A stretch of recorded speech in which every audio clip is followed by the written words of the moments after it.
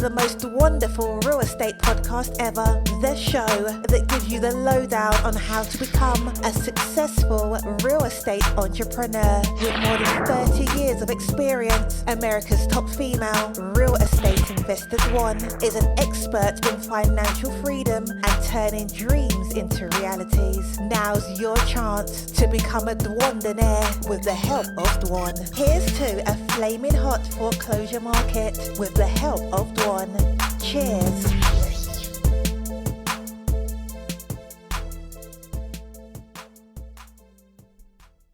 Hey everybody, welcome to another super exciting episode of the most wonderful real estate podcast today. And guess what it is? It's Thursday. So Thursday is where I have my awesome guest come on called Inside the Minds of Today's Millionaires. We find out what's happening, how they got to where they are, and how they can hopefully help you and inspire you. So I have a super great guest today. His name is Matthew Ferry. Matthew, welcome to my podcast. Stoked to be here. I've known this guy for a super long time. He is actually my husband's mentor. And Matthew is so great. I am just so excited for us to hear about him. So basically, Matthew, so first of all, we start with drinks with Dwan. So we're having water today. Look at us drink it. Cheers to you, honey. Thank you for coming on my show. I don't have mine in a cool water bottle. I just grabbed a bottle of Aquafina. Agua. Everybody listening, just take a deep breath and take a big stretch and clear your mind so you can listen and you can tune into what we have to share with you today, because you don't want to miss a single second of this guy. So Matthew, basically what we want to know to start off is who you are right now, how we can get a hold of you, and then we'll kind of backtrack. So we really just want to know, like, what's your deal? What is your deal? Well, I am a spiritual teacher. I'm a best-selling author, a songwriter, producer. I'm a go-to advisor to a handful of billionaires and some of the most successful people in America. And my main jam is to assist people in becoming profoundly peaceful and joyous while kicking ass and living a successful life of purpose and meaning. That is my gig. You can track me down at MatthewFerry.com, and that's 2 T's and 2 R's, MatthewFerry.com. I love it. I love it. That's so straight and right to the point. I'm so excited. So I love all the, I'm just known you for a long time. So I've kind of always followed you, and I know all of your helping and that you work with billionaires. So it's like, so honored to have you on my show today. So let's talk about what it is that give us a couple of bullet points of how you help people sort of kick ass, unlock what's locked up in their brain. And then we want to kind of go back and see who the younger Matthew was. I heard he was quite wild. I think that the number one thing that blocks people from really kicking ass, from being in that state of courage, resourcefulness, creativity, like unleashed, unhinged, the thing that really blocks us from that is that we think that the goal is the thing we want. And in actuality, the purpose of life is to experience things. And so when a person connects with and understands what their most cherished experience is, and they begin to put that at the forward face in front of all their other goals, suddenly they begin to experience this feeling like all is well in the world. Now, there's stuff going on in the world, right? There's stuff, everything's happening, but everything's happening out there. And if I'm actually having the experience that I want to have now, the thing that I think the money will get me, the dreams will get me, the sales will get me, the new car will get me, the new house, the new plane, the new this, if I can have the experience of what I think that is now, my mind goes quiet. It stops looping all those negative thoughts. That drunk monkey insanity stops looping. And Dwan, it opens up the mental real estate. Yes. All of a sudden, I'm not burdened and distracted with all the caca in my head. and I'm free to think about the things that are really important to me, that make the most difference, so that I can really work on what would truly give me purpose and meaning in my life. That's the thing that I do. So I like you, and I've heard you say this before, and I don't know if people are familiar with the term. Tell us what the drunk monkey is. Okay, great. It's Yeah. so spot on, and it's so funny. The drunk, well, so first of all, it's grammatically incorrect, but that just tells you who I was when I started to say this. Probably, I don't know, 21 years old. I'm 53 now at the time of this interview. 21 years old. I'm being mentored by this man who is a meditation teacher, and he tells me that my mind is like a monkey mind, and I blurt out laughing. Dwan, I'm like, my mind's not a regular monkey. My mind is wasted. My mind is crazy. I got a drunk psycho monkey in my mind, and I just started calling it the drunk monkey. It should be the drunken monkey, but like grammar is not my thing. No, the drunk monkey is what makes it great. The drunk monkey, baby. And so the drunk monkey is really the mouthpiece for the survival mind. And the thing that the reason why we set goals and we accomplish them, and then we don't feel satisfied, and then we have to set another goal, and then we accomplish that, and then we still don't feel satisfied, and it happens over and over and over your entire life. Yeah. The reason why the moments of happiness are fleeting is that we are mismatching our reality.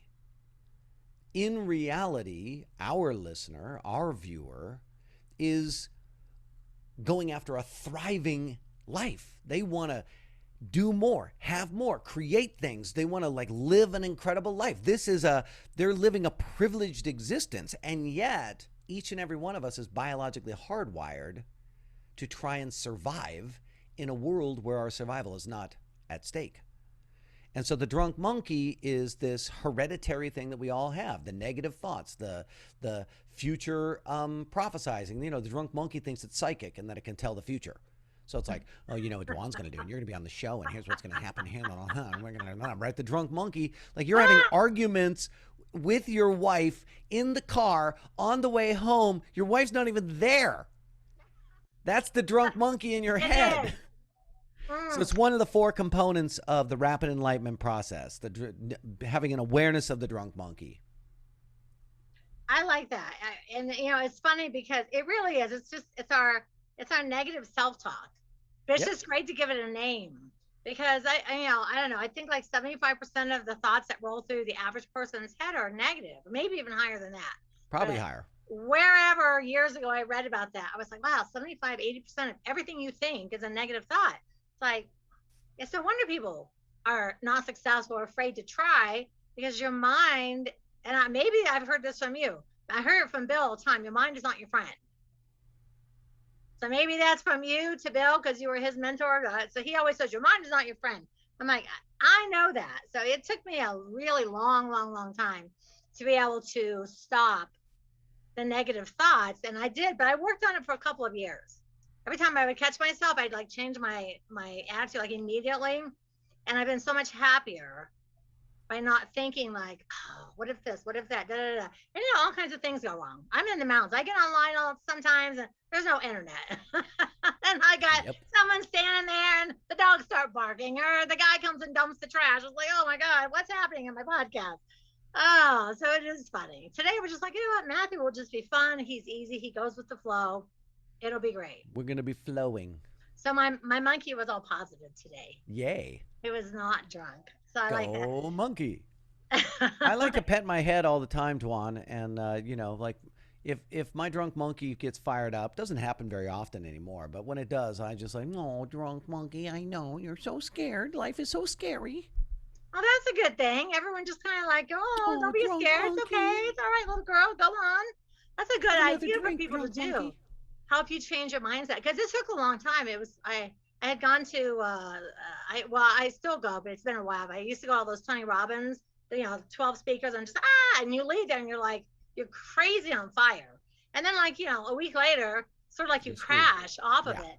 Yep. And somewhere one of those people talked about your mindset. And I don't remember what program it was, probably in my 20s even. And I thought, well, I started really thinking, like, gosh darn it, you really have so much negativity that we say to ourselves, it's really bad. And I think women might be a little bit worse because women are always like, oh, do I look fat in this? Like, how do I look? How my hair? Oh, and we're all so worried about like that. And then our mind takes over, like, man, that's some pink hair, girl. You sure you want to go out in the world like that? And, like stuff rolls around. It's like, no, I can't be letting that happen. So tell me let's talk about young Matthew Ferry. So when you were like 13, because one of the things I find about the millionaire mindset, there's always kind of a common thread. So I'm going to see how you fit into this. When you're like, say, 12, 13, 14, like you're teens, high schoolish, who was that Matthew Ferry and where were you living in the world? I was still in Orange County where I live today. Okay. And I was committed to being a rock star. And I was playing in a band at 13, 14, 15, signed to a recording contract at 16. Really? I did not know that. Yeah. So songwriter, performer, singer, that kind of thing. And I hated school. Didn't want to go, did the best I could to avoid it at all costs. My parents said that for me back then that I was like the Pied Piper, and that I was like walking around and I had an entourage at all times following me around. And I don't quite remember it that way, but I think that's probably true. Yeah. You're like the rock guy in high school, so you have to be like the popular guy. I don't know if I was popular. I was polarizing for sure. I think that the thing that probably the underlying thing for me in my young teenage years was that there was a secret investigation going on. When I was about 9 years old, I was having these experiences where I would get asthma and I couldn't breathe. And my mom would build a little tent out of the kitchen table and put a humidifier in there, and that was like my little bed, basically. I was in a humidifier tent, and little light, and I would have my book, and there would be the hum of the humidifier, and I would go into these crazy trance-like states. And Dwan, it felt like I would leave my body, because I would look down and I would see everything, but it was like it was 100 feet away. And the experience was so bonkers. It was so delicious, so juicy, that when it would stop, I would like burst into tears and be so distraught and upset that I wasn't there. And I think what I walked away from in those moments was that all the rules about how to live and who to be and how to operate were bullshit. So you were that young. But can we just be honest? When you're like 9 and you have that thought, what are you going to do about it? Nothing, right? Nobody's listening to you. You can't go like, hey, Mom, I was having the idea the other day that all the rules are bullshit, so I'm not going to do all those things that you tell me to do anymore. Hey, your mom's like, I don't think so. That's right. Hey, come over here, kid. Oh. Yeah. That is amazing. So in my teens, like that was like running through my teens. In my teens, I was reading about astral travel. I would stop and talk to the Buddhist. The Mormon kid would be coming through the neighborhood, and I'd be having a conversation with them, trying to understand, like, what is this God thing, and how does this work, and what is this all about? Because I was having these experiences. When I was 13, I was just talking to my mom about this recently. And she's like, do you remember when you were 13, you just announced to the family that you were going to go get your first communion? And I was like, yeah, I do. And she goes, nobody in the family was Christian. Nobody in the family was Catholic. Nobody in the family was going to church. All of a sudden, you decide you're going to go get your first communion. And I was like, I know, I remember. And she said, and she said, it was like, you did it, you achieved it, you accomplished it, you got your first communion, and then you came home and you go, nope, that wasn't it. And I was like, I remember. That was the kind of kid that I was. I was deeply in exploration, Dwan. Your parents must have been really perplexed for you to be that young but have such a developed mindset? I have no idea how I came in that way, but it has obsessed me my entire life. And the crazy thing is that you also know that I have been like a real go-getter at the Oh exact yeah, same time, right? Like, yeah. and what I found, like when I track back, I see that this idea that all the rules are a lie. Every protocol, every rule, everything that you're supposed to do is absolute BS. And knowing that has made me quite a bold and audacious person. Yeah, oh yeah. And there's great value. There's great value in this recognition that essentially we're all one thing Mm-hmm. expressing itself. Mm-hmm. I like that. I am personally of the mindset that rules are for other people. That's right, baby. So I felt that way. I'm This like, is why we've been buddies for so yeah. long. I mean, truly, whenever you take any of those quizzes or tests, they're just like, I don't do well. I'm always like, no, they're not for me. They're for other people. I am a sane adult. I know how to live a good life. I know what to do. Rules are for other people. And I really, too, from the depths of my soul, believe that rules are for other people. And that is, I love you but so much. You're like that. that You're is, but like, that's an rules are bullshit. expression. That's an expression of your high consciousness. And only a high conscious person can really adopt that and be constructive, because most people would think of a person who doesn't follow rules as a hooligan, and they're going to, be disruptive. But a spiritual hooligan That's is what I want to someone, talk to you about. Yes. Tell me about this spiritual hooligan. yeah, a spiritual hooligan is someone who is a high conscious person who bucks the trend, doesn't follow the status quo, doesn't try to fit in with everybody else. They make their own rules. I know who I'm talking to over here. It's I like, see you over there with your pink hair. I did my hair pink and I was like, oh my God, do you think anyone will take me serious on my podcast? And then like 5 branding companies reached out to me and said, I want to interview you on branding. I'm like, I'm a real estate investor. Like, no, no, no, your branding is amazing. So all of a sudden, out of nowhere, these people are reaching out and having me on their show talking about branding. I was like, listen, honest to God, it was COVID and my roots got really long and I didn't have to get them colored. And I realized they're almost all gray. So I got online, ordered a bunch of really super fun colors and started putting them on because I had nothing to do. And I Yep. liked my pink hair. No thought went into it whatsoever. I love I I had love your roots pink this hair. long and they were gray. And I was like, what is that? I can't live like that. And it was no branding whatsoever. It was just the color I liked. Well, when I was a kid, my principal of my high school basically pulled me aside before we were going to graduate, and he said, "I don't want any shenanigans from you during graduation." And I was like, no problem, no shenanigans. I went right home, shaved both sides of my hair, dyed the underside pink and the top side black, and I had a giant black and pink mohawk for graduation. That was my No answer. as long as No you didn't act shenanigans. up, you did not have any shenanigans going on. No. And then my hat, my graduation hat was like way up here on top of my. You have always been a rebel. That's what I love about you.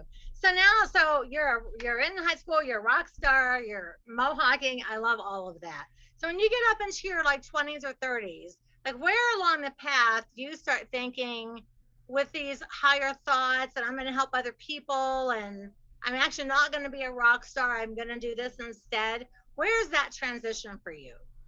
Well, it starts by getting fired from my record company. That would like that put me into a good 2.5 year depression. That would do that. And that was at about 18 years old. And then I went and went to college and got a degree in recording engineering. Then I realized that I'm basically going to be a low paid person for most of my life, and I decided I didn't want that. And I went to work for my father. And I didn't know what my dad did, but he was a real estate sales trainer and had a nice little business at the time.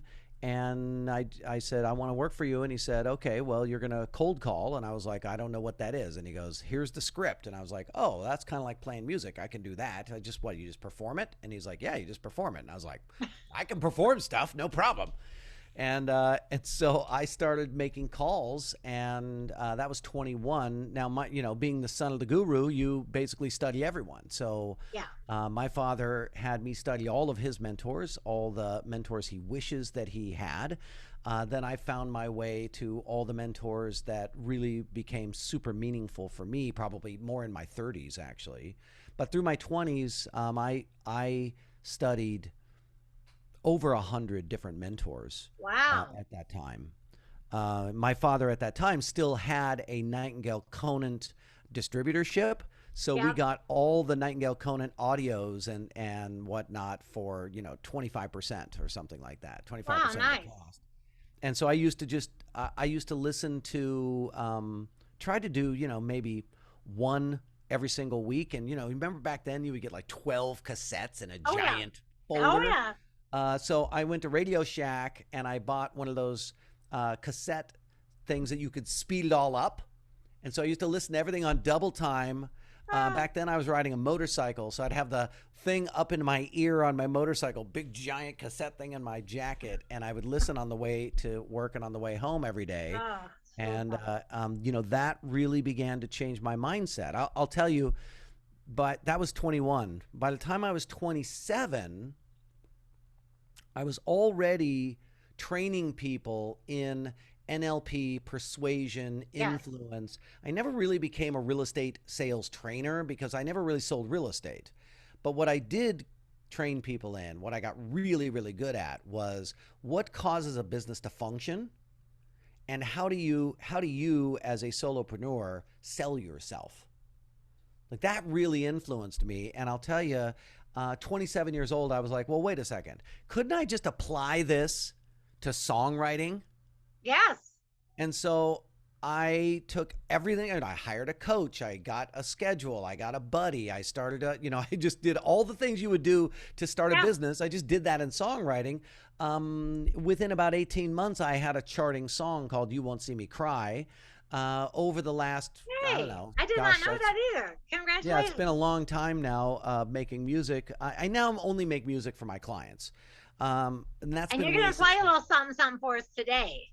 I'd be happy. You picked something from like way, way, way back in my past, and I pulled it up so that I could play it for you I today. don't know. It came up in my feed. It was like this because I shared it because it was so funny. Because I did not Yeah. realize at that very moment that you had played guitar and done all that. And you Yep. did that song about whatever about the real estate. And I'm Yep. telling you, I literally was crying from laughing. I was like, that's the funniest damn thing I've ever seen. Every once in a while, I like to make a fun joke song. You know what I Oh, mean? gosh, darn. It makes me laugh. But yeah, I ended up in my 20s. I launched my music career alongside of. So I did. I had a clothing line that was pretty successful. That we sold at Saks Fifth Avenue. I had music that I was selling in the background, especially at our events. I did something called Energy Affirmations, and I sold, probably $1.5 million worth of CDs with Nice. affirmation-based CDs and music, which was pretty exciting for a part-time music thing. You know what I Yeah. mean? Wrote song for other people, produced music for other people, that kind of stuff. In the background, though, I was really training myself to become an effective business person. Yep. And simultaneously, I had my persistent obsession that was going on with how do I get this effing negative thought to stop happening in the background? It's driving me crazy. Yeah. And that's really, that became the forefront for me in my 30s. In my 30s, I was like, this is what my life is. My life is about not only systemizing the process of getting the negative thoughts to stop so that you can open up your mental real estate, but I want to be able to then bring that to the world in a way where anybody could take it on, no matter what religion they are or spiritual belief they had or what they've done in their background. And that's what my book is, Quiet Mind, Epic Life. That's sort of my first attempt at It's a great book. getting it all into, like focused. I find that when I interview people that are successful like yourself, everyone, that's why I ask always what people were doing like in their young years. People were already they weren't just like hanging out and like riding bikes to the neighbors. Everybody was already, their mind was going somewhere. They didn't know where it was going yet, but there's not a single person I've interviewed that said, oh, I just lived on the country and like, we rode bikes, and not a single person. Everyone already had something happening. That wouldn't be your viewer or your listener either, right? I mean, your viewer or listener, their reason they're listening to you is because their mind's already going. They're already like, I'm going to do something. Yeah. So when I first started the Inside the Minds of Chase Millionaires, I thought, well, I wonder what people were like when they were kids. Like, really, what were they doing? And because I really did just live out in the country. We lived on 10 acres. We had one car. My dad worked. My mom was home. We didn't have anything going on. I was feeding cows and chickens and weeding the garden, and that was it. But as soon as I got to drive, I was all about making money. And so it is really interesting because everybody has like that common thread. And I'm assuming the listeners as well, because they really love these sessions a lot. So now I want to talk for a minute. I got this super cool thing in the mail with like a note about enlightened goal setting and the quiet mind. Yep. And normally everybody knows that on my podcast, this is a no pitch zone. So no one's allowed to pitch. But I am curious about this new mastermind that you're starting, because I am a huge believer of masterminds. And I don't think the average investor, like I didn't join my first mastermind until I was already 20 years as a real estate investor. Wow. I was just like, I don't have time for that. I'm busy. I'm flipping deals. I'm making money. I don't have time to be in a mastermind and like commit to all that. And no, seriously, because I've been investing for 32 years now. And it was like just a decade ago. I thought, I should see what these other people are thinking. Yeah. And I joined my first mastermind, and it was like the best thing I ever did. It was amazing. And all that time before, I was just like, I think a lot like people think. I'm making too much money. I'm too busy. What could they possibly teach me? I know everything because I'm making millions. And I know that that's my client right there. You just described my client. And that's why I really love that, is because I was that person. And when I went to my very first mastermind meeting, I was like, wow, this is really expensive. And I thought, I don't know about these other people. And after like 2 or 3 days, I was like, oh my God, that's it. I'm like a mastermind junkie now, because you never do know it all. And sometimes you need an outside voice to tell you, like, snap out of that, like drunk monkey, step out of that, stop trying to do this and that, like stop that. But you can't do it for yourself. What is totally obvious to me about you is revolutionary to you. And what is totally obvious to you about me is revolutionary to me. Like, we can see, it's so easy for us to see in other people. It's like, yo, hey, that thing you're doing right there, that don't work. Yeah. And that thing you're doing right there, that's super awesome. Keep doing that. Yeah. And for me, my lineage started with Napoleon Hill. So Napoleon Hill wrote a book called Think and Grow Rich. Yeah, me too. And I don't think that was the first place he talked about mastermind. I think it was the law of success is where he first coined the term. But Napoleon Hill inspired and mentored a man named Earl Nightingale. Earl Nightingale was my father's boss and my father's mentor.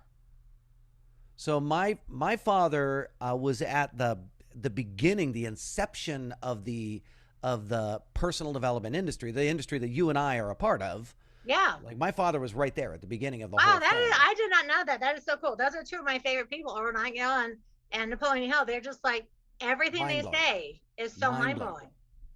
So that's my lineage. My lineage comes from that. I was in my very first mastermind at 21 years old. So like immediately, one of the first things that my father had my brother and I do was start our own mastermind with the other salespeople in the company and try to figure out how do we all do better by supporting each other.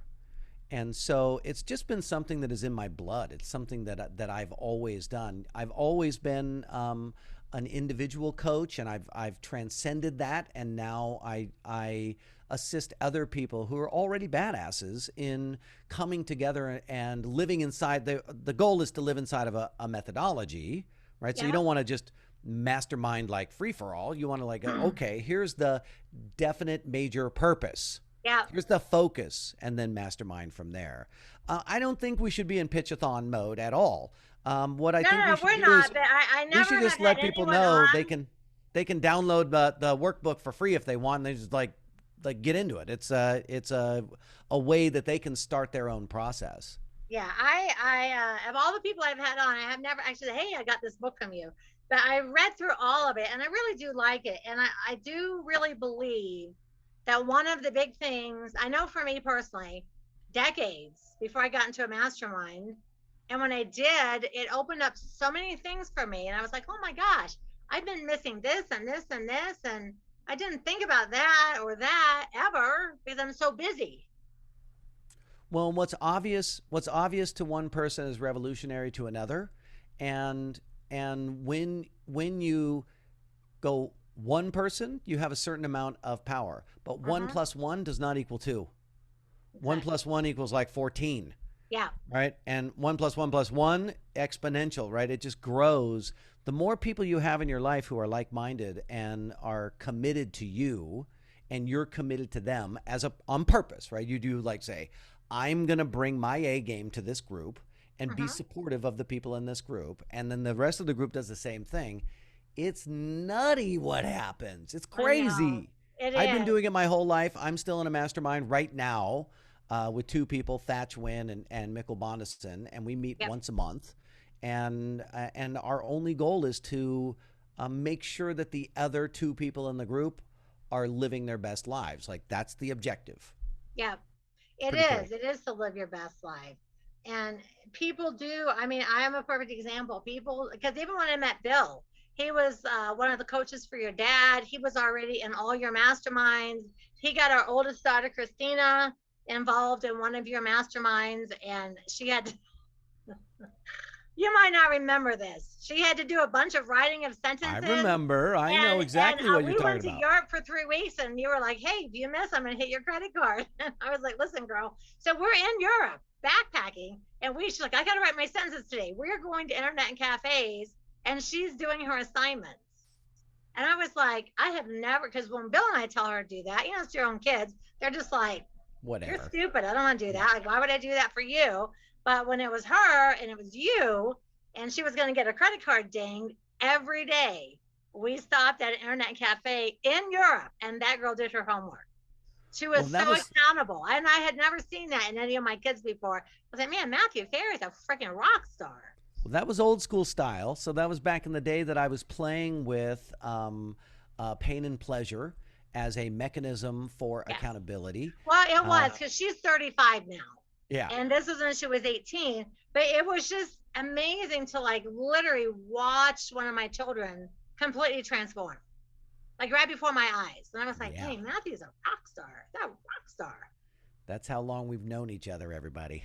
I long time. And you saw her just as cute as ever. A long time. So cute. Well, I want to just say a couple things that I think would be super valuable for our listener in the realm of how do I activate my personal power and my chutzpah and get out there, invest more, make more money, do the things that I really want to do, like live my life on my own terms. And I think it really comes down to this, like how much more powerful are you when you're completely at peace with who you are? When you know that all is well, not because the world has changed, but because you have practiced a way of thinking about things that has you recognize, I can experience the positive things that I want to experience anytime that I want. I don't have to change. The world doesn't need to change for me to have positive feelings. I can just get those. Suddenly, when you're in that state, all your back burner projects become front burner projects. You're like, why am I waiting to do that? I'm just going to do that right now. Why am I putting that off? I'm just going to do that right now. And that is the process of ascending into an enlightened state. Enlightened just means a having or showing a modern, rational, well-informed outlook. So, people get wacky about the word enlightenment. Look it up in the They think dictionary. it's all like woo, Yeah, it's with not a all bunch of woo-woo. hokey Just pokey, spooky, yeah, like, oh my God. It's that's like, no, yeah. it's not like that. It's not that. It's a modern, well-informed, rational outlook, and it is extremely rational for our viewer to acknowledge they're already living at the top of the food chain. They're not spending their time trying to survive. They're Yeah, trying to exactly. create stuff. That's a thriving state of being. And when you're in that state of being, when you acknowledge that you're in a thriving state of being, that's modern, well-informed, and rational. And from that place, you are so damn courageous. It's ridiculous. It is. I love it. my goal I'm for just a people. huge fan of all the things that you do. So for that free workbook, they can go to MatthewFerry.com and get that free workbook. They can go to MatthewFerry.com and get that workbook. And then also, I'm pretty sure that we're going to put a link in the bottom in the show notes. Yeah. As So well. everyone that's listening, just so you know, there's actually going to be a link in the show notes that you can go to. And Matthew has some special stuff for you because you listen to me. So Woohoo. the link, I'm going to put it in the show notes. Let's do And it. I want everyone to click the link in the show notes, and he'll know that the Twyford sent you his direction, and he's got some special things for you guys. So sort of at the wrap up of the show. So I took a lot of notes. So I like to sort of go back and say, hey, did I get inside your mind today? But I have a couple more questions. Tell me, what is your favorite food? Sushi. Me too. And then next time I see you guys, we're having sushi totally. Let me think about it. Yes. When you guys come to Orange County, we're going to take you to a killer sushi place. I love sushi. And, Bill never really liked it. And I was just like, dude, listen, you have got to go to a sushi restaurant. That's like a deal breaker for me. You can't not go to sushi restaurants. So, he gets California rolls and nothing with it. I'm not eating raw fish. It's like, so He needs to come with me. I know how to convert people. Well, I so slowly, I like order things for him. And he's like, oh, Yeah. this is really good.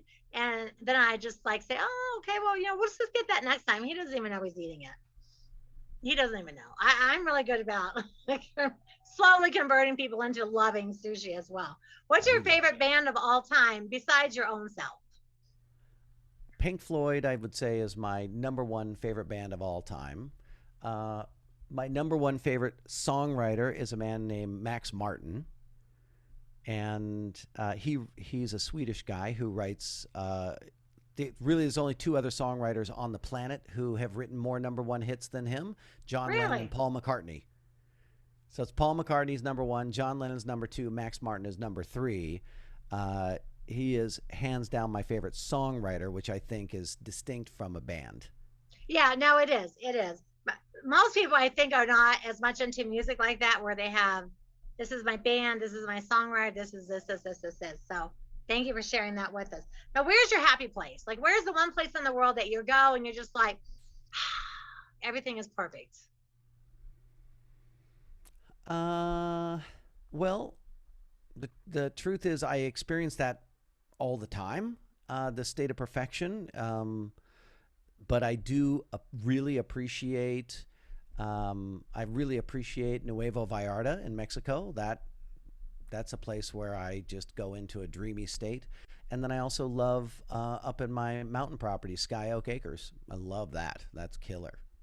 I know. Everybody's got a place. Yeah. Even if they're happy all the time, everybody's got a place that when you just breathe in that air, you're like, yeah, this is perfect. The Everything beach is and the perfect. mountains. Yeah, well, it's funny because mine are the beach and the mountains too. Yeah. So, house in the mountains, house at the beach. So I have my two happy places. So I want to ask you to sing us like just a little nano bit, since we're asking about music and talking about that, of that song, because you'll be the first person to ever. I pulled it up. The first person to ever play music on Dwanderful, and it's hilarious. I don't. So a little bit of context. I'm not really a performer. I'm a songwriter producer. So you have to give me a little bit of a break. No, we're giving you all the break. Hey, everyone on Dwanderful loves everything, and the waggier the better. But I like, you have to play that song for me. Second thing is I haven't played this song in like, I don't know, 5 or 6 years or something. So, be a little clunky. And then the third thing is I wrote this song because I was working with a real estate agent and they were like deathly afraid of making phone calls. And I wrote this song essentially to make fun of them when we were on our coaching call. So I'm getting on my light like at the concert. Woohoo! Yep. So I know I gotta pick up the phone. I gotta follow up. I got a red hot lead from yesterday. I think I might throw up. My heart is pounding out of my chest. I'm feeling so dizzy. Oh God, please, please, please make me pick up the phone. Gotta make some money. My mind is crazy. My future's hazy. I'm so conflicted. All right, there you go. One. Oh my God, thank you. See, it's like the old concert sound. I got my light. It was grooving. You can share that song from Facebook with everybody because it was. I think I did it on Facebook just to entertain myself. I literally fell off the floor, and I was like, "Did you listen to these words of the song, Bill?" And we listened. I was like, oh my "God, he's a genius." All right, well, let's see how we did on the mind of Matthew Ferry, because you got a lot going on in there.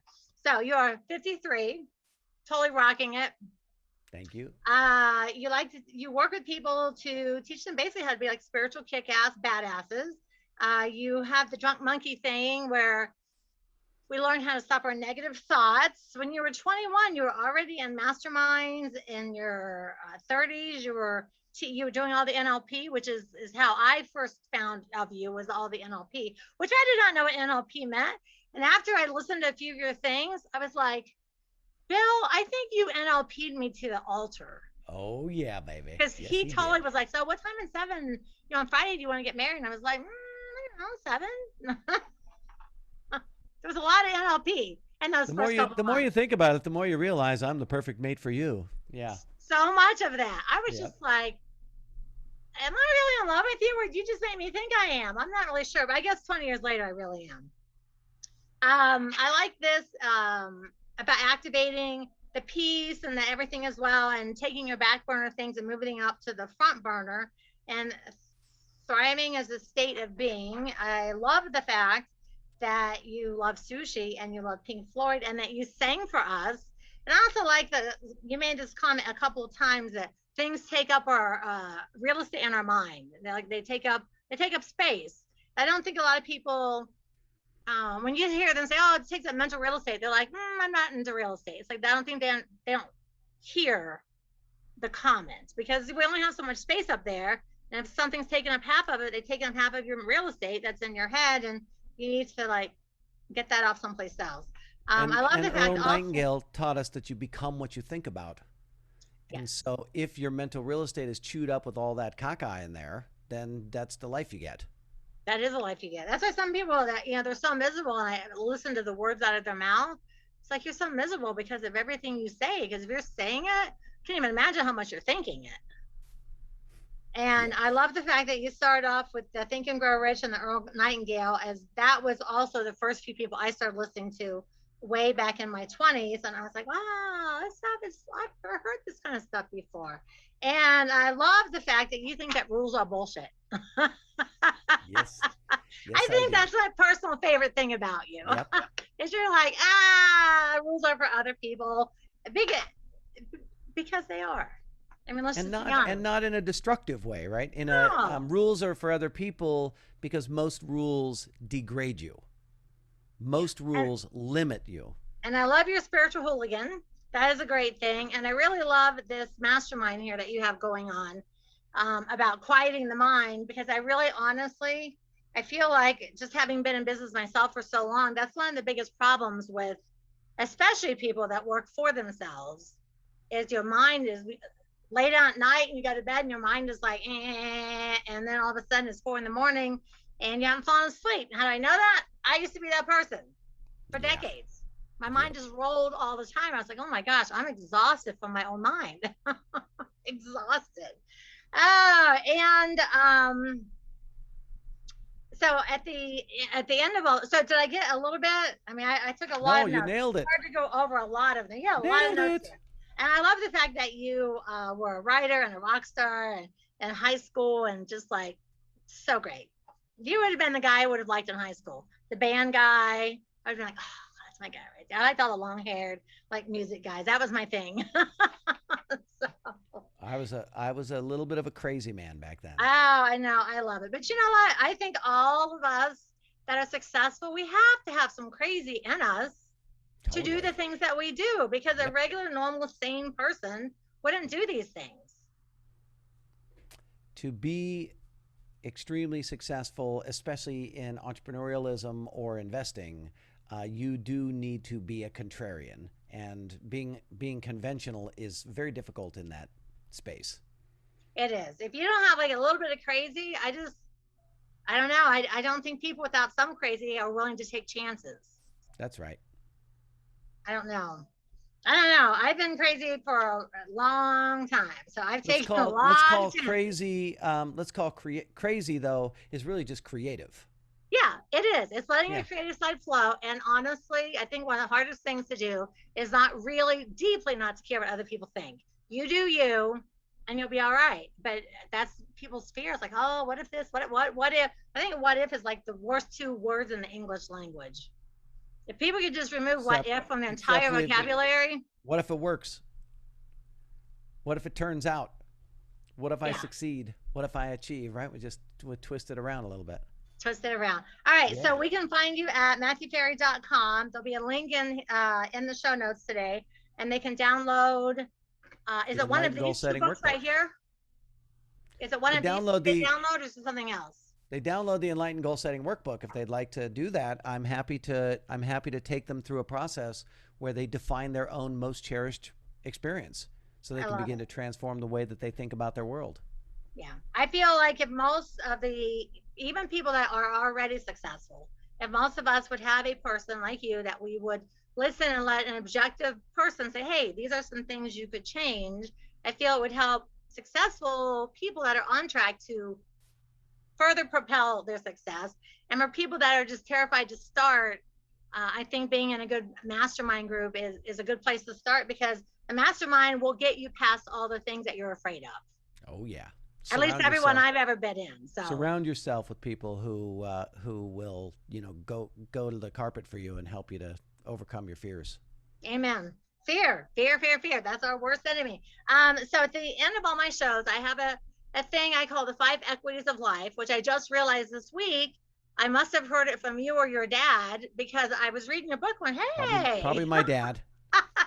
Yeah. Like, I've been talking about this forever, because I find that people, at least in my field, the people that are the investors and the speakers, they're just so focused on money. Like you were saying, the goal is what we think that we want. Or is that what it says? Wait. The goal, we think it's going to give us an experience. Yeah, we think, and people do think that, oh, if I just get this car, or this money, or this house, or this man, or this woman, that will make me happy. And I realized many years ago that doesn't actually make you happy. Money can afford you a lot of amazing things, but doesn't really make you happy. So for many years, I guess since I listened to your dad, I've been talking about the 5 equities of life. And this week I was like, oh, is that where that came from? So I guess you guys have been in my head for 2 decades at this point, and I didn't even realize it until I was getting ready to prep for the call with you today. So the whole point of all that was, at the end of every call, we give out a life equity, and their financial, spiritual, physical, mental, family. So I like my guests to honor us and give us an equity and an assignment. And then everyone knows that I want them to do the assignment for a week. I actually do the assignment that has been given myself. And if people like it and they're like, hey, that was really great, I want them to reach back to you for more great, awesome advice. So what is our equity and what's our assignment? Equity is spiritual. Okay, love it. The assignment is to practice total and complete acceptance of all situations, all people, including yourself. I love it. So practice spiritual total and and complete acceptance of all situations, all people, including yourself, and watch your life transform. I love it. And then, so everyone, Matthew and I, all the people that do podcasts, we work really hard for our podcasts. We do them for you. If this is your first time coming across Dwanderful, I want you to go to dwanderful.com and opt in. I've got some free gifts for you. And I also want you to follow Matthew. And are you doing it? You're doing a podcast now, right? I haven't been doing it lately, but yeah, I have about 270 episodes, and they are a deep dive into the Rapid Enlightenment Process. So go to Matthew's. And the thing is, when you go to mine or to his, give us 5 stars and actually take a minute and write a review. So I always say, if you learned one thing, if you laughed, if you had a good time, anything at all, leave a review. Let us know how we're doing, because everything that we do, really, we do it to help other people. We are both like giant proponents of helping people reach their higher self. And we do it whether we want to or not. We do. I know. We can't help it. I'm obsessed with helping people. I think about it all the time. It's crazy. So last thing, do you have like a single parting word of wisdom? Yes. Enlightenment is the recognition that the source of life for you is the source of life for everyone and everything. That we're all one thing, expressing itself with infinite variety. And when you adopt and practice that context, the conclusion is this profound state of peace as you recognize all is well in the world. Couldn't have said it better myself. That is amazing. Thank you for leaving with such a good word. All right, everyone, remember, we'll be back next week. Same bat time, same bat channel. And the truth is in the red letters. Matthew, thank you. You've been so much fun. I can't believe you sang for me on the show. That makes you my favorite guest of all time. Woohoo! All right, everyone. We'll talk to you later. Ciao.